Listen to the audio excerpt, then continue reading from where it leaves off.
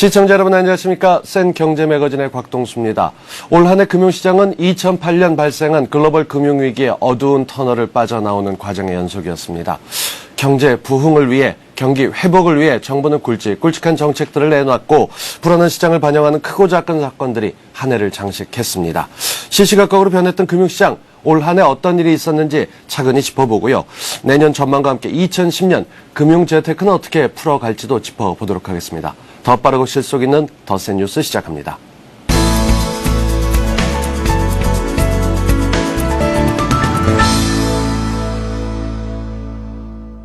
올 한 해 금융시장 정리를 위해서 서울경제신문 김영필 기자와 함께합니다. 어서 오십시오. 네, 안녕하세요. 안녕하세요. 아무래도 지난해 터졌던 글로벌 금융위기 여파 때문에 올 한 해는 좀 답답했는데 어땠습니까? 네, 특히 상반기에는 글로벌 금융위기의 영향으로 경기 침체에 대한 우려가 매우 높았었습니다. 하지만 우리나라의 경우 선진국들보다 빠른 회복세를 보이면서 더블딥이 생기는 것 아니냐는 우려마저 나왔었는데요. 하반기 들어서는 외환시장이 빠르게 안정되면서 어느 정도 경기 회복이 가셔야 되는 것 아니냐는 분석이 매우 많은 상황입니다. 재테크 측면에서 보면 안전자산으로 자금이 대거 이동하거나 단기상품으로 몰렸었는데요. 펀드에 대한 기대 수익률의 경우 과거 최소 수십 %는 기본이었던 상황에서 10%대의 안정적인 수익만 내도 좋다는 인식이 널리 퍼지게 된 한 해였습니다.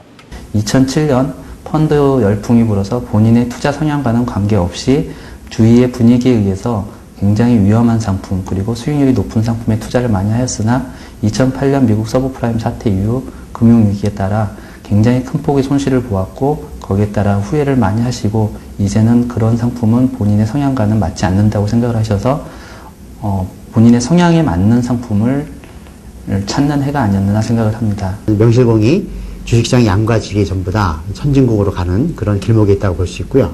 그 실물 자산에 대한 투자 수익률이 금이라든가 원유 쪽으로 해서 많이 증가된 것으로 보이고요. 네, 2009 올 한 해 또 빼놓을 수 없는 게 바로 자본시장법 실시로 금융상품에 변화가 있었던 게 아닌가 싶습니다. 투자자를 많이 보호하고 또 그러면서도 이 기존의 상품과 다른 여러 가지 상품들이 많이 늘어났습니다.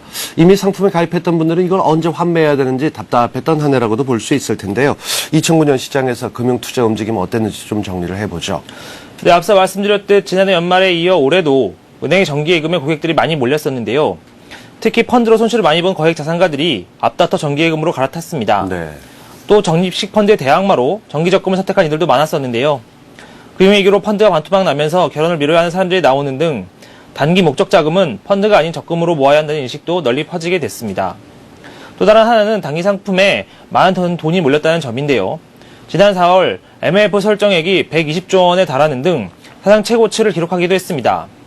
이는 작년 말 고금리 예금 특판이 끝난 뒤 올해 들어서는 마땅한 투자처를 찾을 수 없었던 점이 한 이유인데요. 부동산 경기가 회복 조짐을 보이면서 부동산을 사려는 이들이 상황에 따라 유동적으로 자금을 조달하기 위해 MLF에 돈을 굴린 것도 자금이 단기 부동화했던 주요 이유 원인 중에 하나입니다. 하지만 이 내년을 보게 되면 좀 짐작이 달라집니다. 어두운 길고 긴 터널의 끝에 나가게 되면 갑자기 환해지기 때문에 이 출구에 나설 때 어떻게 해야 될 것이냐, 출구 전략을 잘 짜야 될 필요가 있습니다. 과연 내년 우리나라가 출구 전략을 어떻게 적용하느냐에 따라서 모든 게 달라질 수 있을 것 같은데 이에 따라서 금융시장도 아주 적잖게 영향을 받겠죠? 네, 맞습니다. 지금 출구 전략 시기에 대한 논란이 분분하긴 하지만 한국은행이 경기 회복에 대한 인식을 확실히 하고 있고 인플레이션도 우려되는 상황이어서 내년 상반기에는 분명히 금리 인상이 확실시되고 있습니다. 기준금리를 높이게 되면 시중금리가 여기에 따라 오르기 때문에 예금금리와 채권금리가 영향을 주게 됩니다. 또 기준금리가 인상되면 주식시장은 조정을 받게 되는데요. 그만큼 기준금리 인상이 가지고 있는 의미가 매우 큽니다. 내년의 경우 금융시장도 한번 조정을 받지 않겠냐 하는 전망이 우세한데요. 주식시장도 기업들이 환율 효과와 재고 감소 효과를 얻어서 수익을 낸 것이기 때문에 내년에는 조정을 받을 수 있는 가능성이 높다는 분석이 나오고 있습니다. 이를테면 근본적으로 매출이 증가하는 시기에 질적 성장이 없었기 때문에 경기 회복세를 타는 주식시장이 활활성을 띠더라도 한 번쯤은 고꾸라지지 않겠냐는 전망이 많은 것인데요. 주식시장과 예금, 채권은 상관관계가 참 많습니다. 주식시장이 탄력을 받게 되면 예금과 채권에 들어가는 돈이 줄어들기 마련입니다. 외환시장은 크게 문제는 없겠지만 은행들의 경우 예대 규제와 계속되고 있는 기업 구조조정 작업으로 수익에 어느 정도 영향을 받게 될 전망입니다. 네, 그러니까 한마디로 이 영향을 정리하자면 대내적으로 변수가 많다. 이렇기 때문에 여전히 신중해야 될 거다 이렇게 들리는데 어떻게 진행해야 될까요? 내년도 금융재테크의 핵심 포인트로 채권을 추천하는 전문가들이 많은데요. 은행 PB들은 금융자산의 비중을 채권, 주식, 정기예금 순으로 잡을 것을 권하고 있습니다. 채권의 경우 올해 연말까지 중기물이 강세를 보일 것이고 내년에도 상대적으로 좋은 수익을 낼 수 있다고 보는 것인데요. 지금이라도 채권형 펀드 등에 들어가 있는 게 좋다는 추천이 많고 내년에는 채권 수익률이 주식에서 얻는 것보다 안정적일 것이라고 보는 PB들이 대다수입니다. 또 해외 펀드의 경우 앞서도 잠시 말씀드렸지만 평가 차익에 대한 비과세 혜택이 올해로 종료되기 때문에 투자 비중을 조정할 필요가 있습니다. 해외 펀드는 현지 상황을 잘 몰라도 비과세 혜택 등이 있어 실제 수익률은 더 높았던 게 사실인데요. 네. 비과세 혜택이 없어지게 되면 굳이 제대로 알지도 못하는 지역에 투자할 이유가 없는 셈입니다. 특히 내년도에는 어찌됐든 코스피 지수가 1700선 이상으로 올라갈 것으로 예상이 되는데요. 때문에 어느 정도 원금을 회복했거나 수익을 냈다면 주가 지수가 어느 정도 오를 때마다 분할 환매를 해둘 필요도 있습니다. 향후 주가 지속적인 상승에 따라 기대를 걸어보는 것도 완전히 배제할 필요는 없을 것으로 보입니다. 미래에 대한 투자 수익률 예측은 가급적이면 긍정적으로 하는 것이 좋겠습니다. 왜냐하면 사실 경기라는 것은 뭐든지 투자 사이클이 있거든요.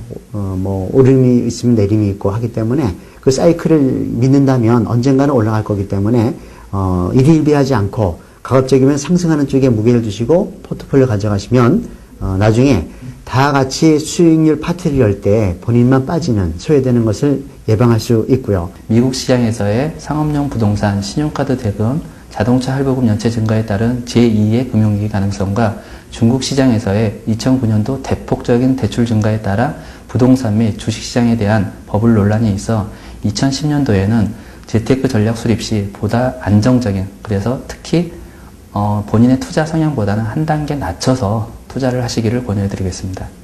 네, 개괄적으로 내년도에 금융재테크 어떻게 투자하면 되는지 살펴봤습니다. 구체적인 사항은 잠시 후에 잘 벌고 잘 사는 법에서 다시 짚어보도록 하겠습니다. 올해 2009년과 마찬가지로 내년도도 속단하기는 좀 이르다. 견디고 버티고 뭐 이런 단어가 생각나고 있는데 장기적인 투자 전망들 자 보시기 바랍니다. 지금까지 서울경제신문 금융부의 김영필 기자와 함께했습니다. 고맙습니다. 네, 감사합니다. 우리 경제의 반짝이는 흐름이 보이는 시간 재테크 플러스입니다. 2009년을 총 정리해드립니다. 이 올 한 해 과연 어떤 유익한 정보들이 시청자 여러분의 관심을 모았는지 종합 정리하는 복습하는 시간이다. 이렇게 생각하시면 되겠습니다. 혹시 못 보신 내용이 있다면 다시 한번 점검하면서 2010년에도 활용해 보시기 바라고요. 합리적으로 소비하는데 알뜰하게 살림하는 데 도움이 되는 시간이 될 거라 믿습니다. 자, 그럼 다시 보는 2009 재테크 플러스 지금 시작합니다.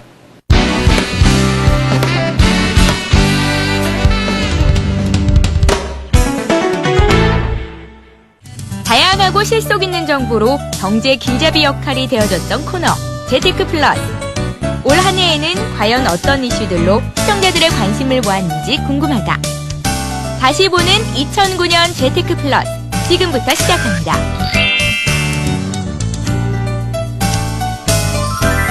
불황을 이기는 실속 정보의 세계. 첫 번째, 무료 교육. 그렇기 때문에 얘는 크기를 맞춰주면 배움의 왕도는 없다지만 취업의 왕도는 있다. 콧대 높이로 대한민국 둘째가라면 서러울 1급 호텔도 무료 교육에 동참했다. 관심이 많았고요. 또 기회가 돼서 여기 보면 국비 무료라고 이렇게 홍보를 많이 하시더라고요. 특급 호텔의 직업 전문 학교. 조경에 대한 기초에서 숙련된 기술 교육까지 대자연 속에서 배우는 이 모든 것이 무료다. 또한 성적이 좋은 학생들에게는 교통비, 식대 지원은 물론 호텔 취업까지 연계한다니 한번 배워볼 만하지 않은가? 이뿐이 아니다. 국비 지원으로 특급 호텔 주방장이 직접 가르치는 조리 과정도 있다.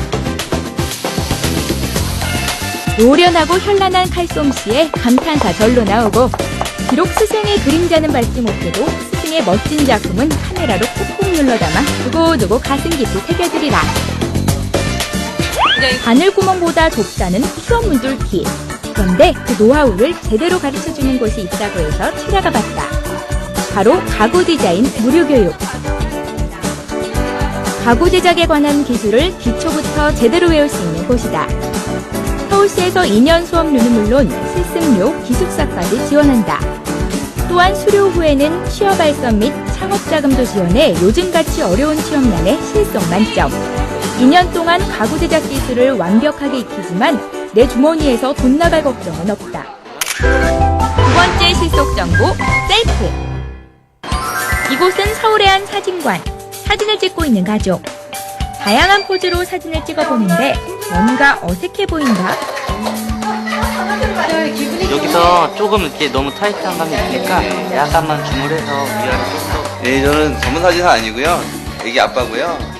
여기 셀프로 찍을 수 있는 공간이 있어가지고 촬영장만 빌려가지고 찍고 있습니다. 수진아, 아빠 봐봐. 수진아. 수진아, 아빠 봐봐. 이곳은 이름하여 셀프 사진관 되겠습니다. 이곳을 이용하려면 먼저 드레스룸을 찾아 다양한 옷을 고르면 되는데요. 마치 동화 속 주인공처럼 다양한 의상들이 눈을 사로잡습니다. 종류가 너무 많아서요. 어떤 걸 골라야 할지 고민되고 있는데 지금. 예쁜 사진 찍기 위해 온갖 방법 총동원하는 부모님. 김승진 여기 봐. 오늘 추억 한 컷 남기게 됐네요. 다음으로 이동한 한 음식점. 손님들 자리 하나씩 차지하고 분주해 보이는 이곳은 다름 아닌 대게집. 보기에는 일반 식당 같지만 이곳 역시 셀프집이라는데요. 풍족하게 먹고 싶은 사람들한테 강추합니다. 살이 꽉 차가지고요. 진짜 맛있어요. 뭐니 해도 가격이 싸서 제일 좋은 것 같아요. 이곳에서 셀프 서비스를 이용하려면 먼저 직접 대게를 고르면 되는데요. 여기 있는 거요. 이거요? 그런 다음 바구니에 담아 운반도 직접. 싸고 맛있잖아요. 가족들이 다 들어와요. 추가한 식구들도 각자들 와서. 그런데 주문하다 말고 어디 가세요? 네, 음식점에서 술을 안 판대요. 네, 직접 사랑합니다. 이곳에서는 주류와 음료수를 팔지 않기 때문에 슈퍼를 이용해야 한다는데 좀 더 싸게 드시라고. 술도 여기서 팔면은 기본적으로 먹는 양이 장난이 아닌데 우리가 판매를 안 함으로써 슈퍼를 이용하게 함으로써 조금이라도 절약할 수 있는 손님들한테 좋은 조건이겠죠. 그런 다음 자리에 앉아 대게가 오기만을 기다리면 됩니다. 마치 언제 놓였네 하는 듯 개눈 감추듯 사라지는 대게찜. 맛있으니까 가서 자주 오죠 뭐. 육고기부터 해가지고 바닥고기부터 해갖고 모든 고기 중에는 최고인 것 같아요. 아주 맛있습니다. 대여에 비한 대여가 경쟁력. 서초구에 위치한 이곳은 아침부터 아이들의 웃음소리가 끊이지 않는 곳. 가족 체험장 같기도 하고 언뜻 보면 유치원 같기도 한 이곳에 눈에 띄는 게 있으니 바로 오색 빛깔 화려한 장난감들. 도서관이에요.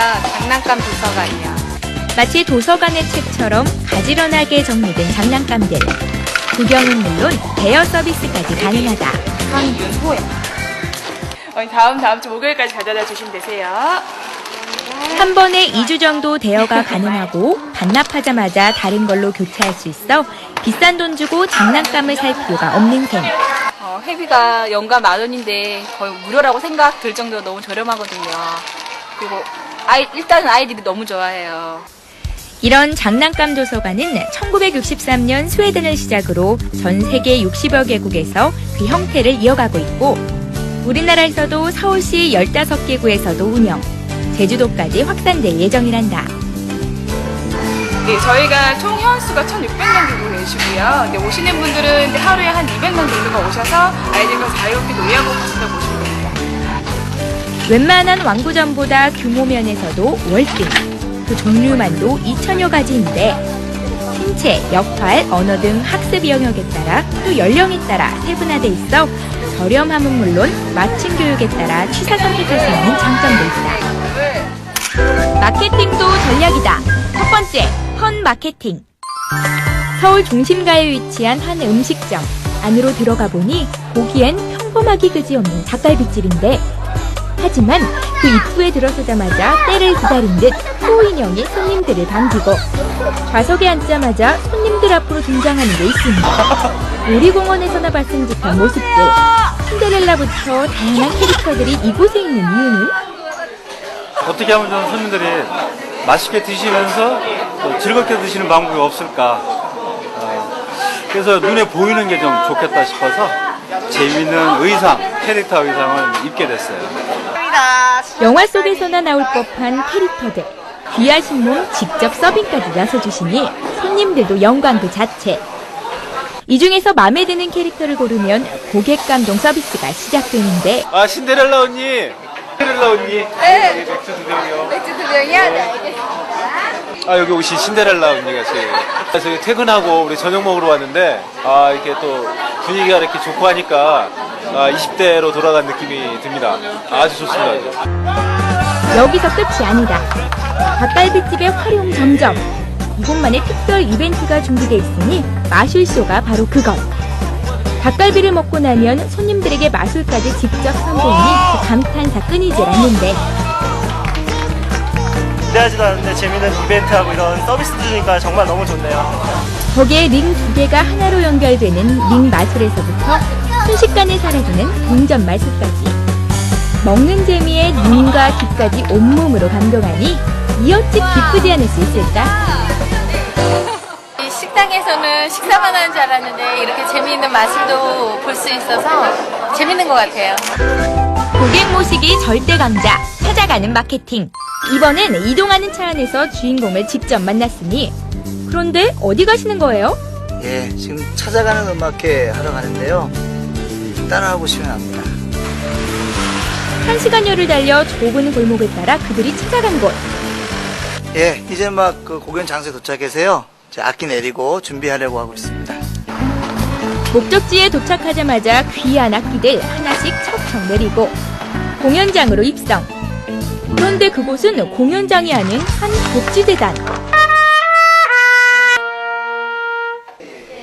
드디어 공연의 모든 준비를 마치고 마이크 테스트 하나 둘 셋. 되게 가족적인 분위기 될 것 같아갖고 또 소리가 커서 놀라지 않을까 조금 걱정되는데 그래도 최대한으로 노력해서 열심히 연주하겠습니다. 드디어 공연이 시작됐다.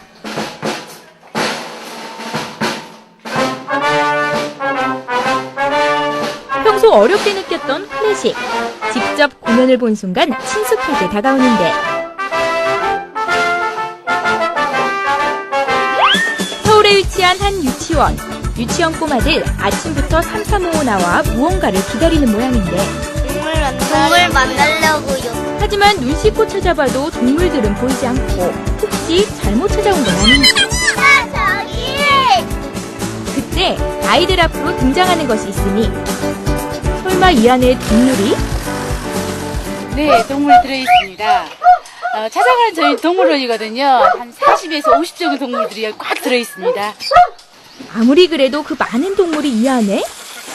문을 연 순간 정말 다양한 종류의 동물들이 차례를 기다리고 있었는데 강아지며 앵무새, 당나귀까지 끝도 없이 차에서 내려지는데 재밌다. 야, 저거 완전 커. 이것이 바로 찾아가는 동물원. 직접 동물원에 가야 동물을 만날 수 있다는 편견은 그만. 만져봐. 동물을 직접 만져보고 자연학습을 할 수 있기 때문에 아이들에겐 더없이 좋은 기회. 어느새 아이들은 동물들과 친구가 되는데 신기하고 재밌어요. 앵무새가 말할 것 같아. 하지만 아이들도 겁내는 동물들이 있으니 다양한 파충류 중에 으뜸인 이것은 바로 비당구렁이. 징그러워요. 아이들이 쉽게 접할 수 없는 거를 또 아파트 단지 안에서 볼 수 있어서 너무 좋고요. 어른인 제가 봐도 너무 재미있어요. 각종 집기류의 알 수 없는 기계들. 예, 이거는 저기 두부 만드는 콩입니다. 콩이고 지금 여기 있는 것은 지금 두부를 즉석에서 만들 수 있는 기계거든요. 즉석에서 두부 만드는 차입니다. 공장에서만 두부를 만든다는 편견은 버려라. 이게 직접 제조한 즉석 두부. 식물에 간수를 트면 엉기거든요. 그러니까 성형화 작업을 하기 위해서 간수를 트는 작업입니다. 아침부터 아파트 입구에서 재료 준비에 분주한 사장님. 순두부에서 판두부까지 바로바로 만들어낸다. 반찬 사러 나오신 어머님의 구경꾼까지 스타가 따로 없는데 여기서 직접 만들으니까 이런 게 없는 줄 알았는데 얼마나 신기해요, 그렇죠? 이래 갈아가지고 만들기에 직접 만들기에 낫겠죠. 따끈따끈하고 맛있게 생겼죠? 많이 놀고 더 좋지. 한국보다 두부차가 왔다 하면 입소문 퍼지는 건 순식간. 금세 돈이 나서 못 팔 정도라는데. 수박 드릴게요. 하루 평균 100에서 한 120모 정도 나가고 있습니다. 금방 만들어 맛 또한 일품. 맛이 끝내줘요. 완전 맛있어요. 한 번에 2마리 토끼를 잡는 일석이조 마케팅. 명동 한복판에 별난 휴식소가 있다는 소문. 그 문제 장소로 찾아갔는데요. 유럽풍 인테리어에 감미로운 멜로디까지. 겉으로 보기엔 커피숍인데 과연 무엇이 다를까요? 그때 접시 하나씩 들고 분주해지는 사람들. 뷔페집도 아니고 다들 어디로 가시나요? 여기가 커피랑 빵을 마음껏 즐길 수 있는 셀프바예요. 다른 카페와 차별화된 공간이 한쪽 구석에 숨어 있었다는 사실. 그런데 셀프하면 공연이 귀찮지 않을까 하는 우려도 잠시. 무한정으로 이용을 하시는 게 3,900원에 이용 가능하신 코너입니다. 커피값도 만만치 않은 요즘 저렴한 가격에 빵까지 함께 즐길 수 있으니 손님들에게 인기 만점. 학생들이 이용하기에 좋은 것 같고요. 3,900원에 빵도 무한 리필이고 커피 질도 좋은 것 같아서 여기 자주 와요. 하지만 이게 다가 아니다. 든든하게 속을 채웠다면 또 다른 혜택을 즐길 차례. 그런데 신발은 왜 벗는 거죠? 저희는 이것 때문에 왔어요. 두 번째 즐길 거리. 발의 피로를 날려준다는 닥터 피시타. 재밌어요. 물건이 이상하게 저한테 와요. 2,000원만 추가하면 색다른 데이트도 문제없는 도심 속의 휴양지. I feel good. Yeah, really good. 서비스의 세계. 이번엔 미용실. 일단 머리하러 오는 손님들의 유형을 살피면 이걸로 해주세요. 이 머리 좋은 것 같아요. 가이드북의 도움을 받는 형.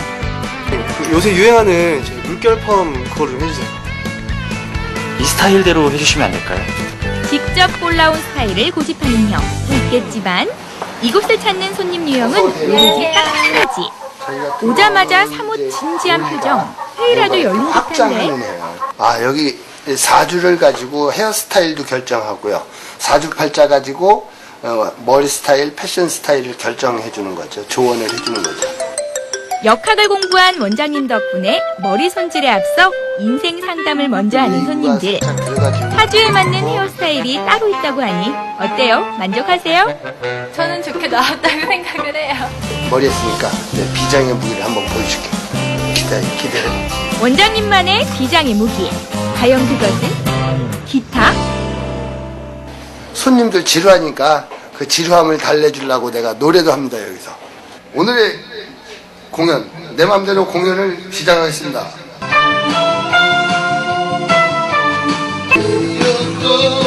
연주 실력까지 출중한 원장님. 즉석 라이브 공연을 펼쳐주시니 손님들 지루할 날이 없단다.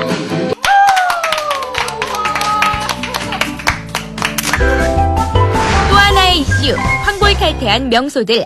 첫 번째, 보건소의 무한변신.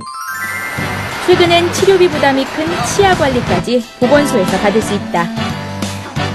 무료로 불소도포를 받거나 단돈 10,000원으로 치아 홈메오기를 할 수 있다는 소식에 보건소를 찾았다.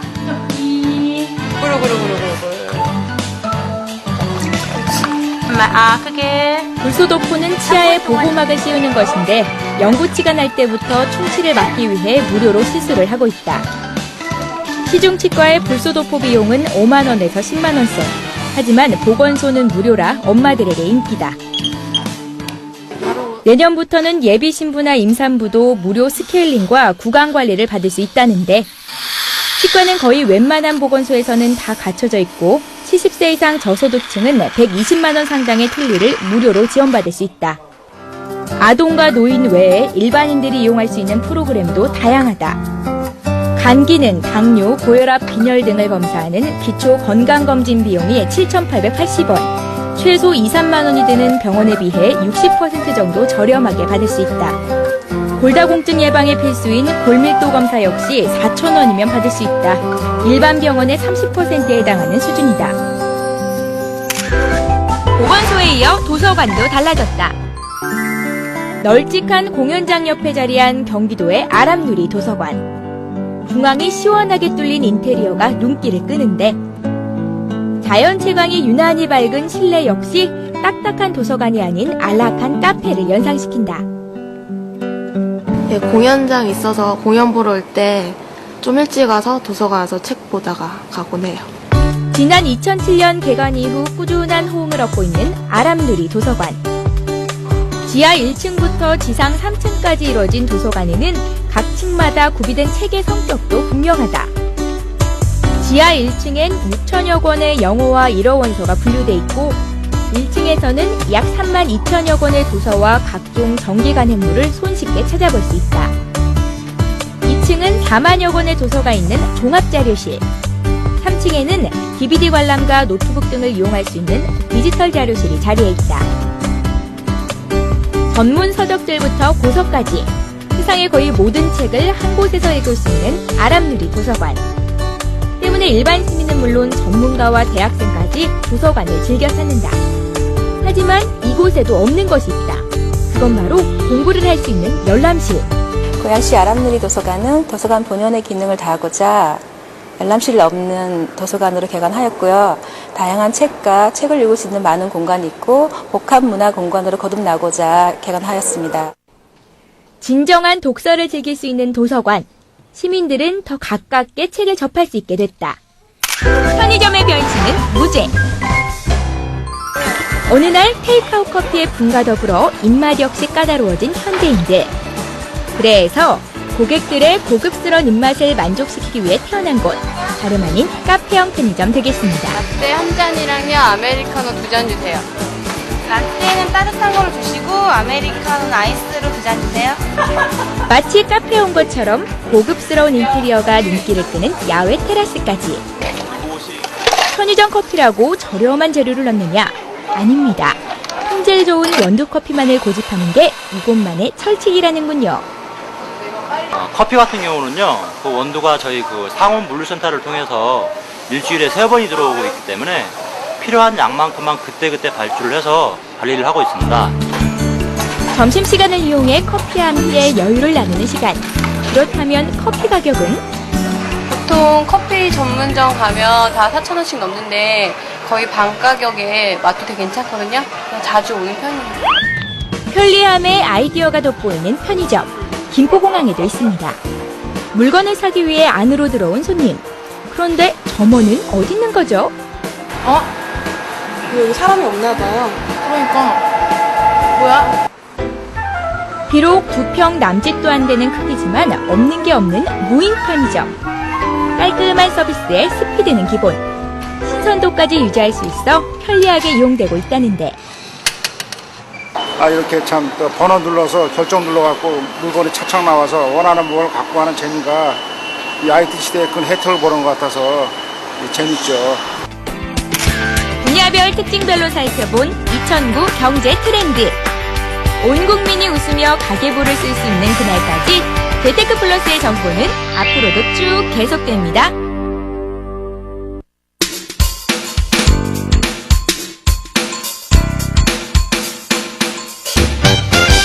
네, 전문가와 함께 알아보는 잘 벌고 잘 사는 법 시간입니다. 이 분야별 재테크 전략을 저희가 총정리해드리고 있는데 오늘 그 마지막 시간, 이 불안한 경제 상황 속에서도 2010년도 부자 되는 재테크 관련된 정보를 전해드리도록 하겠습니다. TFCB 재무컨설팅의 이동훈 재무설계팀장 모십니다. 어서 오십시오. 예, 안녕하세요. 오랜만에 뵙습니다. 네. 이 글로벌 금융위기 속에서 올해 국내 금융시장, 이 투자 수요에 있어서 굉장히 많은 변화가 있지 않았나 싶은데 어떻게 보십니까? 예, 그렇습니다. 굉장히 큰 변화들이 많이 있었는데요. 일단은 금융위기가 지속되고 있었던 2009년도 1사분기 같은 경우에는 이제 안전자산, 특히 뭐 국채라든가 금이라든가 안전자산 위주, 그다음에 통화에서도 달러화를 중심으로 한 안전통화 중심의 집중적인 거래가 이루어지고 있었는데요. 그게 이제 2, 4분기 들어서면서 약간씩 변화가 일어나기 시작을 합니다. 그래서 굉장히 그 극도의 안전자산 위주의 상황에서 주식이라든지 상품이라든지 이런 쪽으로 투자 상품이 확대가 되고 있었고요. 네. 그다음에 투자 지역도 우리나라를 중심으로 해서 이제 신흥국을 중심으로 확대되기 시작을 했었는데요. 이런 것들을 기초로 해서 2009년도에 우리나라의 그 재테크 시장을 한마디로 요약을 하라 그러면 글로벌 금융 위기가 해소되는 그 시점에 있어서 대부분의 투자 투자 자산 가격들이 금융위기 이전 수준으로 회복되고 있었던 단계였습니다. 그러다 보니까 그런 결과로 다른 자산에 비해서 특히 투자성 자산에 대한 수익 성과가 굉장히 우수한 한 해였다라고 말씀드릴 수 있는데, 그와 반면에 그 주식형 펀드의 환매 내용을 자세히 좀 분석을 해보면 또 의외의 결과가 있습니다. 뭐냐면 특히 개인 투자자들, 적립식 투자하는 개인 투자자들의 주식형 그 펀드의 환매 내용을 보면 주가가 어느 정도 제자리에 올랐으니까 거액의 자산을 환매하기 시작을 했다는 것이죠. 결국은 투자 자산에 대한 수익 성과는 굉장히 높았지만 개인 투자자들이 느끼는 어떤 체감에 대한 수익 성과는 굉장히 낮았다라고 하는 이런 특징으로 볼 수 있고요. 뭐 정책적으로는 금융위기를 대응하기 위해서 연초에 금리를 다운시켰는데 그것이 현재까지 유지되고 있었던 특징도 있었고요. 그다음에 연말에는 이제 금융상품과 관련된 세제 변화도 있었고요. 이런 특징들이 있습니다. 네. 이 개인 투자자 말씀하셨는데 불안하긴 해도 수익이 많았다로 정리되는 것과 수익은 많았지만 불안하다 이렇게 되게 되면 이 두 개의 뉘앙스는 상당히 다른데요. 네. 투자자들에게 많은 고민과 선택의 기회를 제공했던 올 한 해. 그래서 내년도의 재테크 전략은 어떻게 짜야 될지 더 고민들이 많을 것 같습니다. 제 주변에도 많은데 어떻습니까? 예, 2010년도 재테크 전략을 얘기하기 위해서는 사실은 선택과 집중이냐 아니면 자산 배분을 기초로 한 분산 투자 전략이나를 먼저 얘기를 해야 될 것 같습니다. 네. 그러니까 왜냐하면 새해에는 올해와 동일하게 투자 자산의 수익 성과는 굉장히 우수할 것으로 대부분 다 예측을 하고 있지만 그와 반면에 변동성이라는 부분도 분명히 존재할 것이다라고 얘기하고 있기 때문입니다. 확신이 있다면 선택과 집중 이게 가장 좋긴 한데 예. 이게 또 불확실한 가운데서는 분산 전략도 좋은데 이 둘 예. 중에서 어느 쪽입니까? 일단 앞서 질문에 대한 답변을 드리자면 네. 결론적으로는 자산 배분을 기초로 한 분산 투자 전략을 사실은 이번 올해 그러니까 새로운 새해에는 그 어느 전략보다도 좀 기본에 둬야 된다고 말씀드릴 수 있는데요. 네. 사실은 분산 투자 전략이 아까 말씀하신 대로 집중 투자에 비해서는 사실은 수익률에 있어서는 좀 낮은 단점이 있습니다만 투자 위험을 통제하고 안정성을 확보한다는 측면 그리고 적절한 기대 수익률을 가져간다는 측면에 있어서는 굉장히 큰 장점을 갖고 있기 때문에 그 어느 전략보다도 기본에 둬서 올해에는 생각을 하셔야 되는데 올해 특히 이제 특정 자산이라든가 어느 특정 지역에 대한 굉장히 막연한 기대감을 가지고 계신 분들이 많이 있으신데요. 네. 그런 것들을 기초로 해서 투자하시는 것은 굉장히 좀 피해야 될 사항으로 보여집니다. 한때는 분산 투자에 대한 부분을 잘못 이해하셔가지고요. 예를 들면 여러 은행에 또 상호저축은행에 보험사에 각각 자산은 예측하고 있습니다만 결과적으로 모두 다 예금 자산으로 그렇죠. 예치하고 있는 이런 문제점도 있었거든요. 그래서 분산 투자라고 하는 것은 최소한 5가지 정도를 이해하셔야 되는데요. 투자 자산에 대한 분산, 그다음에 투자 기간에 대한 분산, 투자 스타일에 대한 분산, 그다음에 투자 지역 분산, 또 투자 통화에 대한 분산이라는 부분을 좀 이해하시고 이런 부분을 좀 기본적으로 고려를 하셔서 2010년을 좀 대응하시면 될 것이라고 생각이 됩니다. 투자 자산에 대한 분산뿐만 아니라 투자 기간에 대한 자산 배분을 한번 좀 고려를 하셔야 됩니다. 중요하죠. 예. 왜냐하면 새해 금융 환경에서는 분명히 변동성이 있을 것이라고 다들 예상을 하고 있기 때문에 거기에 따라서 적극적인 투자 포트폴리오를 변경하는 것은 필요합니다. 다만 손대지 않아야 될 투자 포트폴리오까지 손을 대서 오히려 역효과를 내게 되는 문제점이 발생할 수 있기 때문인데요. 네. 자세히 말씀드리면 일단은 투자 기간 자체를 1년이나 2년 이내로 목표를 하고 계신 분들이라고 하면 적극적으로 대응하시는 게 맞습니다. 그런데 초기에 투자 포트폴리오를 구성하실 때 어떤 자산 배분에 대해서 꼼꼼히 정리를 하셔서 그것에 따라서 마련된 투자 포트폴리오를 가지고 적어도 투자 기간이 3년에서 5년 이상 정도를 남은 분들이라고 하면 굳이 내년도에 투자 포트폴리오 변경을 해야 될 것인가에 대해서는 궁금증이 있다는 것이죠. 네. 좀 더 자세히 말씀드리면 투자 포트폴리오를 구성을 하실 때 분명한 투자 목적도 있었을 것이고요. 투자 기간에 대한 내용도 있어서 그거를 기초로 해서 어떤 투자에 대한 자산 배분도 했을 것이고 투자 상품을 선택하셨는데 그것에 대한 근거는 뭐냐면 각 투자 상품이 가지고 있는 기대 수익률과 위험이라는 부분을 반드시 고려를 했을 것이고요. 또 각 자산에 대한 상관관계를 분명히 고려를 해서 상품을 선택하신 것이기 때문에 그 포트폴리오 안에는 이미 올해의 변동성이라는 부분과 내년도의 변동성이라는 부분이 이미 그 포트폴리오에 이미 반영돼 있다고 보시면 되는 거죠. 네. 그렇기 때문에 오히려 그런 분들은 투자 포트폴리오를 굳이 애써서 풀어헤쳐서 새로운 것을 조절하시려고 하지 마시고 기존에 쓰던 투자 포트폴리오 유지하시는 것도 큰 전략 중에 하나다라고 보여집니다. 말씀은 100% 공감이 되는데 이게 한 3년에서 5년 전략 잡아놓다 보면 예. 중간쯤에 가면서 불안해지잖아요. 아, 그렇습니다. 그땐 이거 예측을 못했을 텐데 이거 바꿔야 되는 거 아니야? 이런 흔들리는 마음이 드는 게 사실입니다만 이 팀장님 말씀 들으시고 정말로 그런 위험까지도 감안해서 갖고 있었다 이렇게 보시면 더 안전하게 이끌어 나가실 수 있을 것 같습니다. 기간에 대해서도 검토를 해보고 싶다 말씀하셨고 그럼 이제 진짜 주식에 관해서 관심 갖고 계신 분들 뭐 주식 직접 투자도 있을 테고 펀드도 있을 네. 텐데 뭐 좀 살펴볼까요? 예, 뭐 세액 투자에 대해서 가장 투자 대상 1순위를 뽑으라고 하면 뭐 주식을 꼽는데 주저하지 않을 겁니다. 그 근거는 경제 그 순환 주기상 저희가 회복기에 이미 들어섰기 때문에 가장 기대 수익률이 높은 자산이 주색이고요. 그렇기 때문인데 전반적으로 국내 주식에 대한 상승세는 모두 다 예측을 하고 있습니다. 다만 일부에서 변동 가능성 때문에 약간의 신중한 접근이 필요하다라고 하는데 그 근거는 뭐 그 경제 위기가 이미 해소 단계에 있는 건 확실하지만 실물 경제에 대한 그 해소 부분이 아직은 불명확하다라고 하는 어떤 근거도 있고요. 또 그 출구 전략 시행에 따라서 어떤 변동폭이 커질 수 있기 때문이라고 하는 근거가 있는데요. 뭐 직접 투자가 됐건 아니면 뭐 펀드를 통한 간접 투자가 됐건 올해의 주식시장에 있어서의 핵심은 좀 전에 말씀드린 대로 분산 투자라는 부분을 반드시 좀 고려를 하셔야 되는 부분인데요. 원칙을 보수해라. 예. 네. 이제 국내 주식형 펀드를 좀 말씀을 좀 드리면 주식형 펀드, 국내 주식형 펀드 같은 경우는 이미 기대 수익을 달성해서 어떤 그 수익 실현을 기대하시는 부분도 있고요. 그다음에 그동안에 원금 손실 부분이 있어서 회복되면 원금 어떤 보존에 대한 욕구가 있으신 분들이 있으셔서 환매에 대한 부분의 투자들이 분명히 대기하고 있는 것은 사실입니다.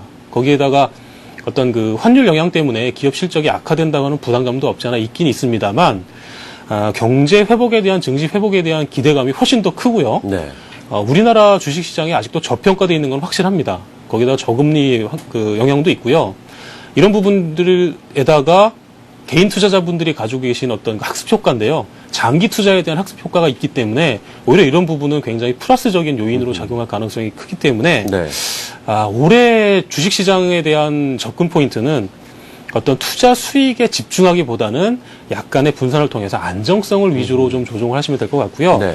구체적으로 좀 그 말씀을 좀 드리자면 성장형 펀드를 아예 어떤 그 투자 포트폴리오에서 제외하는 것은 올바른 선택은 아닌 것 같습니다. 예. 성장형 펀드도 일부 가지고 있어야 되겠지만 오히려 중대형 중심의 가치주 펀드 형태로 포지셔닝을 좀 더 좀 높이시는 게 필요할 것 같고요.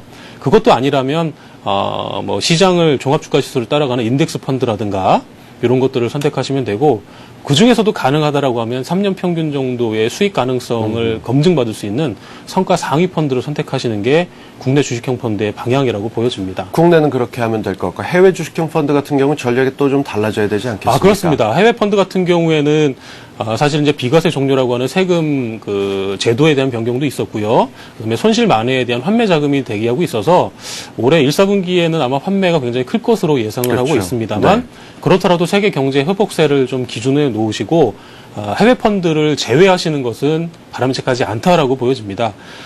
물론 그런 그 배경, 어떤 그 투자 배경 이론에는 그 분산 투자에 대한 어떤 가능성을 열어두고 국내 투자, 해외 투자를 같이 가져가는 어떤 그런 것들을 기초로 하고 있는데요. 다만 고액 투자자인 경우에는 오히려 매매 차익에 대한 과세가 되기 때문에 예, 그런 분들은 뭐 접근하지 않는 것이 필요하진 하다고 보여지고요. 네. 그 해외 투자 같은 경우에는 어차피 해외 투자다 보니까 지역적으로 약간 차이가 있을 수 있습니다. 뭐 중국 같은 경우에는 뭐 내년에도 계속적인 뭐 상승세가 이어질 것이라고 많이들 예상하고 있고요. 인도 같은 경우는 단기적인 뭐 불분명한 상황은 있지만 중장기적으로는 내수 시장을 기초로 한 어떤 그 경제 회복 가능성도 보여지고 있고요.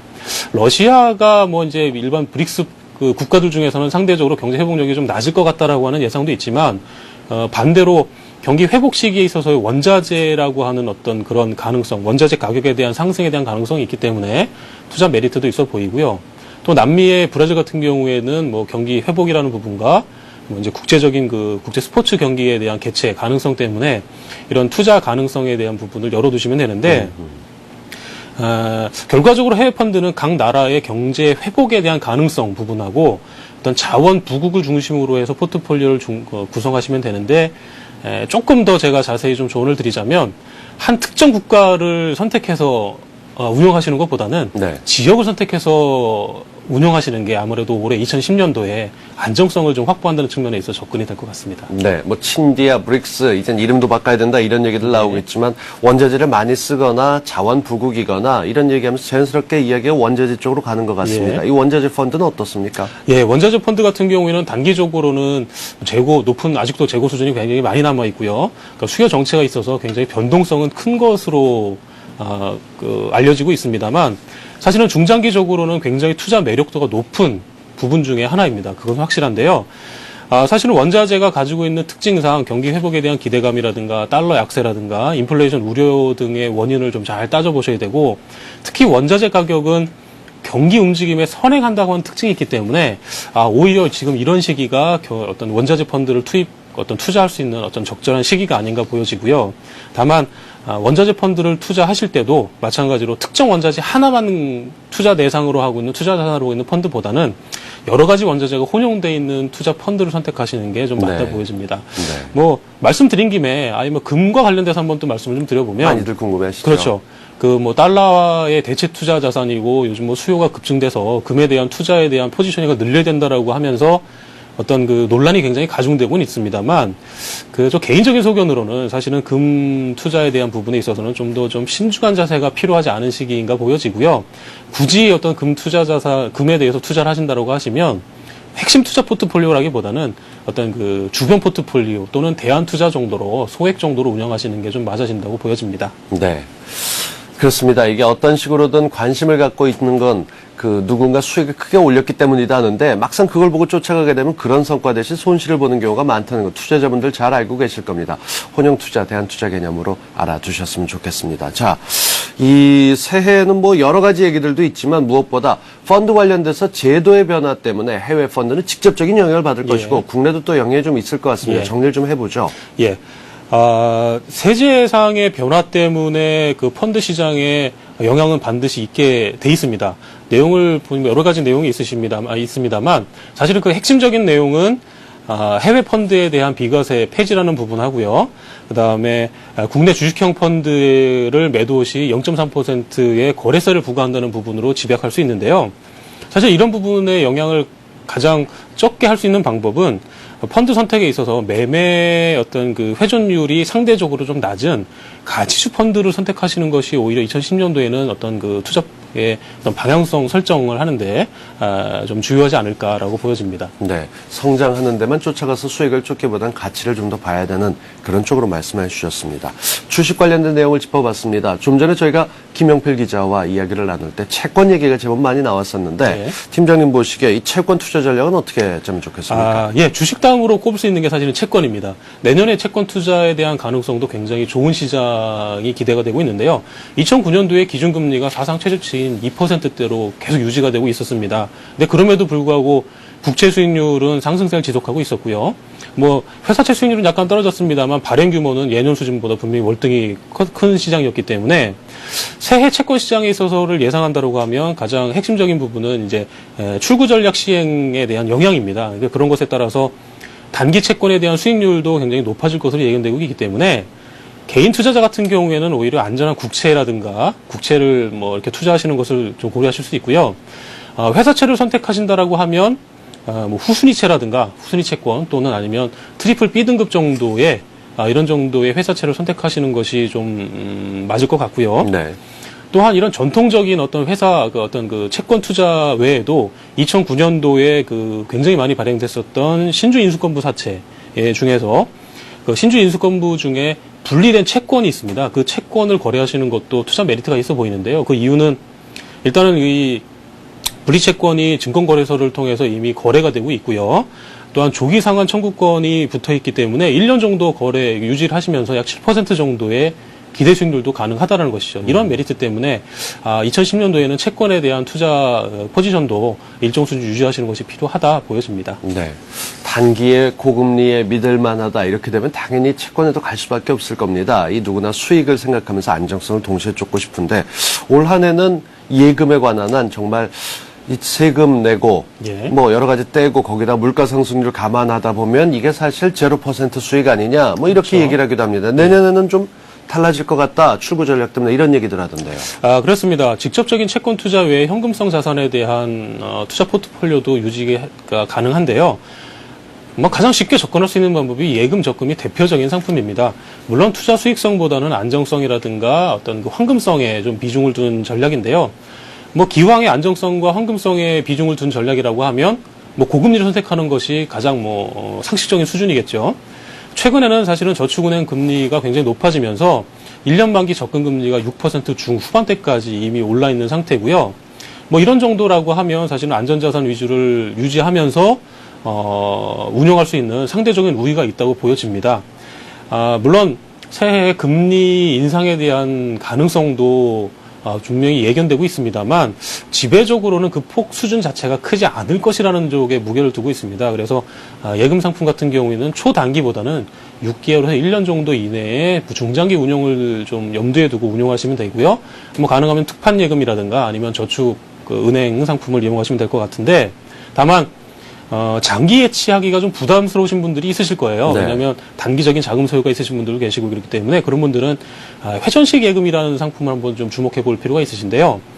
이 상품은 보통 3개월 단위로 적용금리가 높여지는 구조로 되어 있습니다. 그래서 현재는 1년 정도 예금금리가 7% 정도로 정해져 있기 때문에 이런 것들도 좀 관심을 가지시면 될 것 같고요.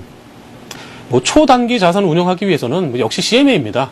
CMA가 초기에는 왜 현금 관리 계좌 정도로만 활용이 됐었는데 네. 요즘은 이제 금리도 좀 높여진 상황이고요.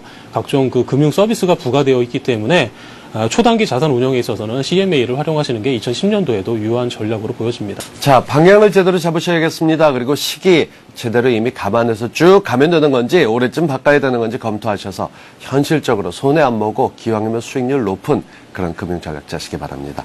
TFCB 재무 컨설팅의 이동훈 재무설계 팀장이었습니다. 고맙습니다. 예, 감사합니다. 네. 2009 기춘년 한 해가 저물고 있습니다. 한치 앞을 내다보기 힘들었던 경제계 이렇게 요약을 할 수 있을 텐데요. 연말이면 늘 다사다난했다라는 표현을 쓰지만 그것만으로는 벅찬 여러 가지 사건 사고가 많았던 한 해가 아닌가 싶습니다. 2009년 이제 저물면서 현재 시련과 고통은 다가올 희망과 기대를 갖게 한다라는 말을 다시 한번 떠올립니다. 2010년 범띠해죠. 경인년에는 정말 좋은 일들만 가득하고 경제도 활활 살아나는 그런 한 해가 되기를 기대합니다. 자, 센 경제 매거진 올해 순서 여기까지입니다. 저는 열심히 준비해서 내년에 뵙겠습니다. 새해 복 많이 받으십시오.